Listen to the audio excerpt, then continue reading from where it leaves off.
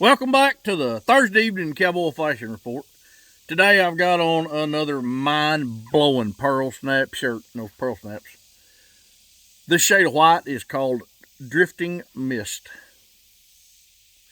Well, today I'm going to talk about some common, or maybe they're not so common, but some cowboy myths, and maybe debunk a few of them.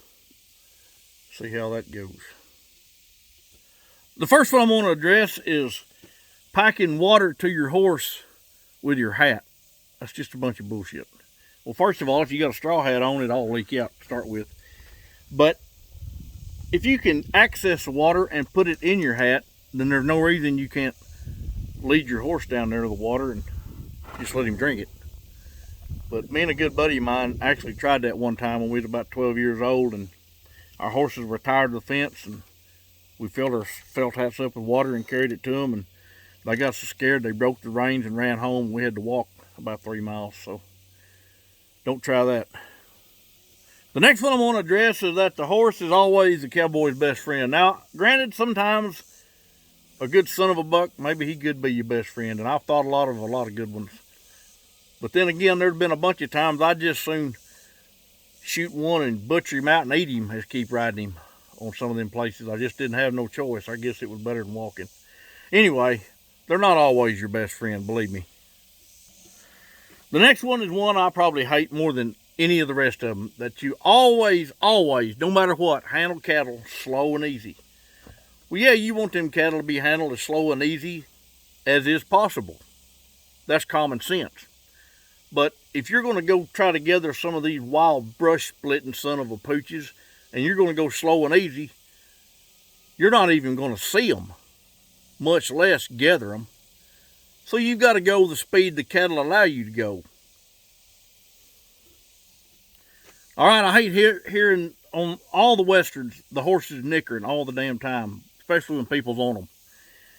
And I've had some horses that wanted to knicker, and most of them I haven't been able to fix, but I could make them jump plumb over there lightning fast when they did knicker, because I would try to kill them with my spurs, and most other people I know do the same thing. So that knickering's a bunch of bullshit too. All right, wearing a wild rag year round to soak up the sweat.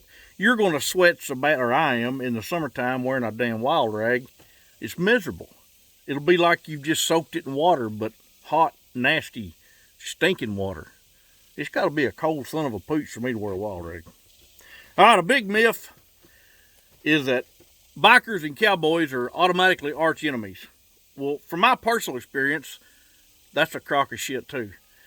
I don't know how many times I went in bars by myself and with other guys wearing cowboy garb get up like I've got on now, and sat down with some motorcycle guys and had a hell of a time visiting. Hell, they're kind of like us. They like freedom.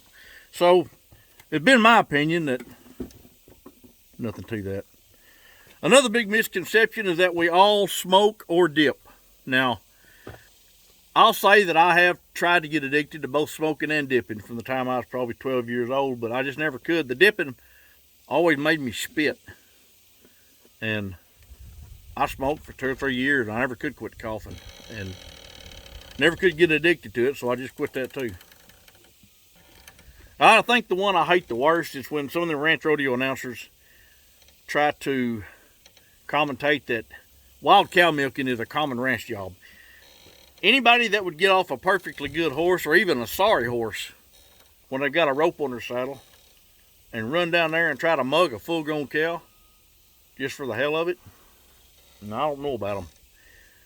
It's a good rodeo event and a lot of fun to watch, but it is not a common ranch activity. Anyway, those are just my opinions, but y'all keep snapping. I'll see you next week.